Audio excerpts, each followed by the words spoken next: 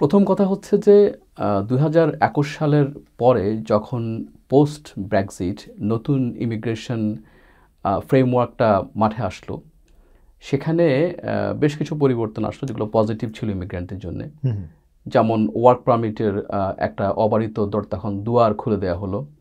সেখানে অলমোস্ট প্রতিটা সেক্টরেই যেই পজিশনগুলো ছিল সেগুলোকে ইমিগ্রেশন রুলের মধ্যে আনা হলো যে মানুষ আপনার এমনকি RQF লেভেল 3 একজন ফর এক্সাম্পল ধরেন যে মানে বারবার সেও কিন্তু তখন আসতে পারতো, এই সুযোগ ছিল।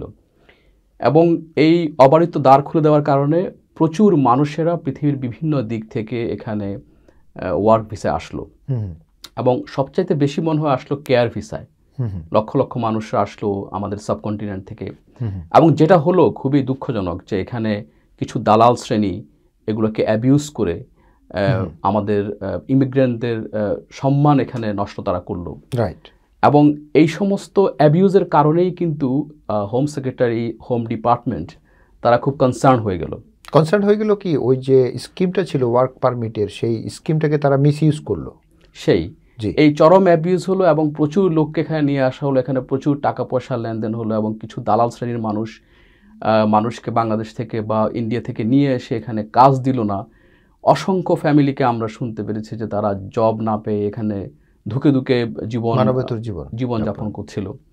সো এইসব যে মানবেতর জীবনযাপন এগুলো তো শেষ পর্যন্ত হোম অফিসের কাছে যায় রিপোর্ট আকারে, তারা সেগুলো খোঁজখবর পেয়ে যায় এই অ্যাবিউজগুলার। সেই অ্যাবিউজ থেকে উত্তরণের জন্যই কিন্তু হোম অফিস এই বছরের ফেব্রুয়ারিতে একটা হোয়াইট পেপার করে এবং হোয়াইট পেপারে তারা আসলে খুঁজে খুঁজে দেখে যে আসলে প্রবলেমগুলো কোথায়। আচ্ছা। এবং তখন তারা ট্রাবল শুটিং করার জন্য এগুলো কিভাবে সলভ করা যায় সেগুলো নিয়ে ব্যাপক আলোচনা হয় এবং সেখানে একটা মোটা দাগে একটা রোড ম্যাপ তৈরি করা হয় যে কিভাবে আগামী বছরগুলোতে এই অ্যাবিউজগুলোকে কমব্যাট করা যায়।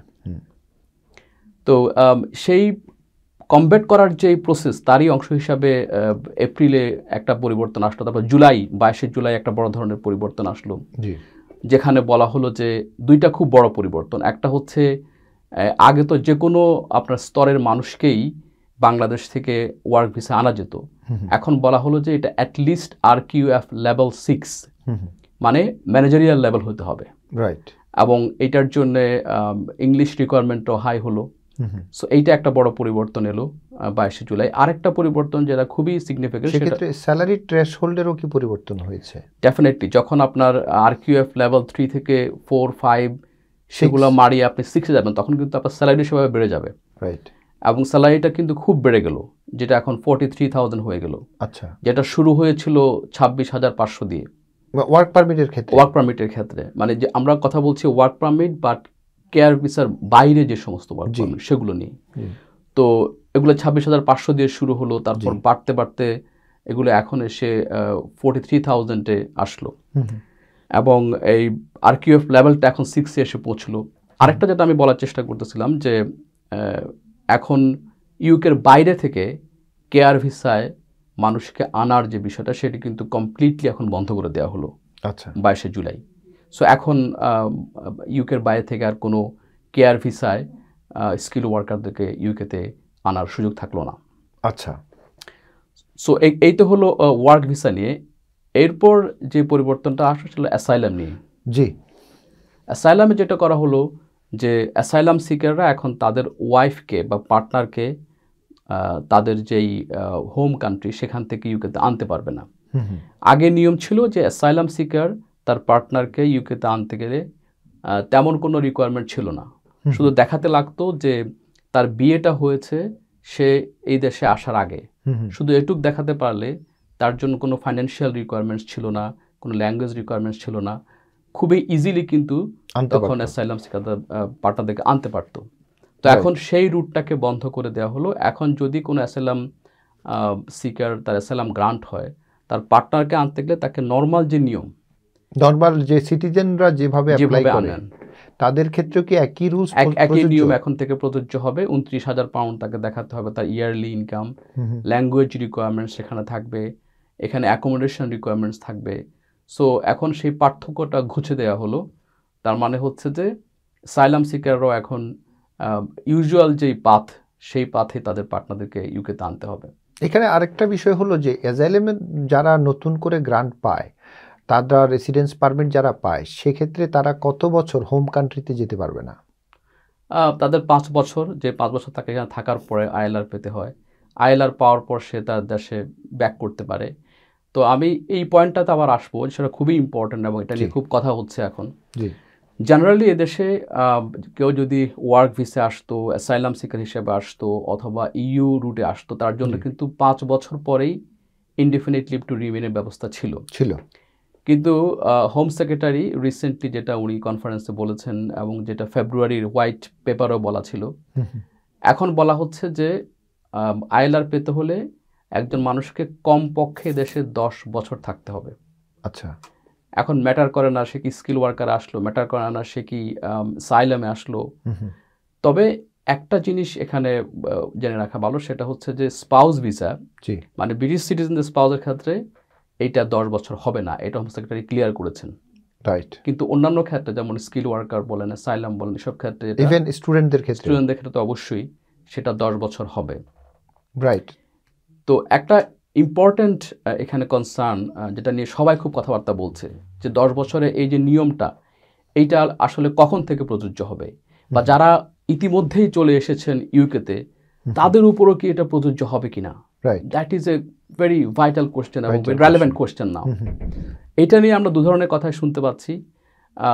হোম সেক্রেটারি এলবিসিকে বলেছেন যে তারা চেষ্টা করছেন যে যারা অলরেডি চলে আসছে তাদের জন্য এই নিয়মটাকে প্রয়োগ করার জন্য। আবার টেলিগ্রাফে উনি ওনার ইন্টারভিউতে বলেছেন যে উনি এরকম কোনো নিয়ম করবেন না।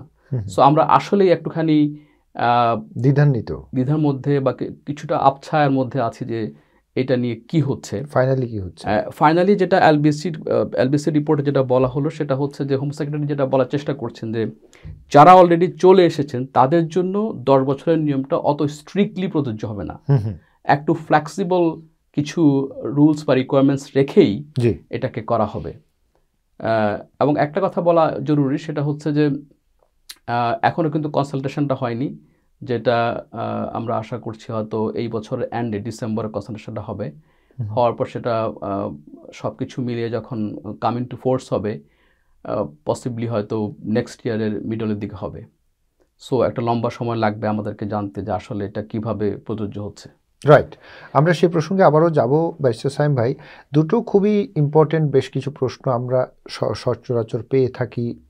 সেটি হলো যে ফ্যামিলি যারা বাংলাদেশে গিয়ে ব্যাক হোমে গিয়ে বিয়ে শাদী করতে চায়, যেহেতু ইনকাম থ্রেশহোল্ড এই ধরনের এখন একটা রিকোয়ারমেন্ট আছে, সেক্ষেত্রে যারা হচ্ছে যে বিজনেস করছে, যারা সেলফ এমপ্লয়েড, তাদের জন্য কি অপশন, অথবা তারা তো এক্স্যাক্টলি দেখাতে পারছে না, তারা কিভাবে প্রস্তুতিটা নিতে পারে, অথবা যারা হচ্ছে যে আপনার এমপ্লয়েড তাদের জন্য ইনকাম থ্রেশহোল্ডটা কি পরিবর্তন? এখানে ইনকাম থ্রেশহোল্ডটা কিন্তু একই। এখন এই মুহূর্তে এটা 29,000 পাউন্ড, এবং যেটা হোম ডিপার্টমেন্ট বলেছে যে তারা আস্তে আস্তে এবং গ্র্যাজুয়ালি এটাকে ইনক্রিজ করবে, এবং এইটা হয়তো আগামী বছর গিয়ে 33,000, এরপর হয়তো একটা সময় গিয়ে এমনকি এটা 43 হতে পারে। সো এখানে গ্র্যাজুয়াল ইনক্রিশনটা হবে আর কি।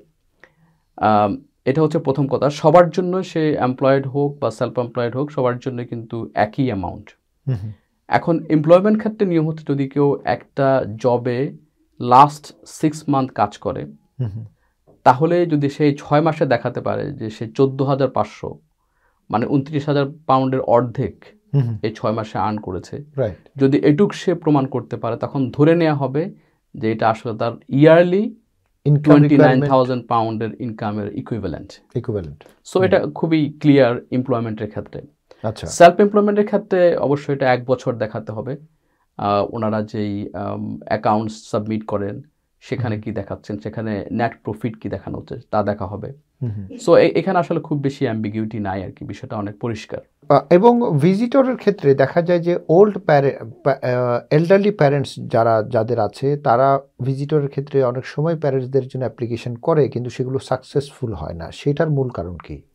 এইটার মূল কারণটা হচ্ছে যে ভিজিট বিষয়ে যদিও আইনে বলা আছে যে বাংলাদেশ থেকে যে আসবে তার ব্যাংক অ্যাকাউন্ট দেখালেও হবে, মেনটেন্যান্স ফান্ডের জন্য, অথবা এখান থেকে যিনি স্পন্সর করবেন তার ব্যাংক স্টেটমেন্ট দেখিয়েও আপনি মেনটেন্যান্স ফান্ডটাকে কভার করতে পারবেন। এটা হচ্ছে কাজীর গরু আমরা যেটা বলি যে কেতাবে আছে, কিন্তু প্র্যাকটিসে যেটা হয়, কেস ওয়ার্কার দেখতে চায় যে লোকটা এদেশে আসবে তার বাংলাদেশের ব্যাংক অ্যাকাউন্টে কেমন টাকা আছে।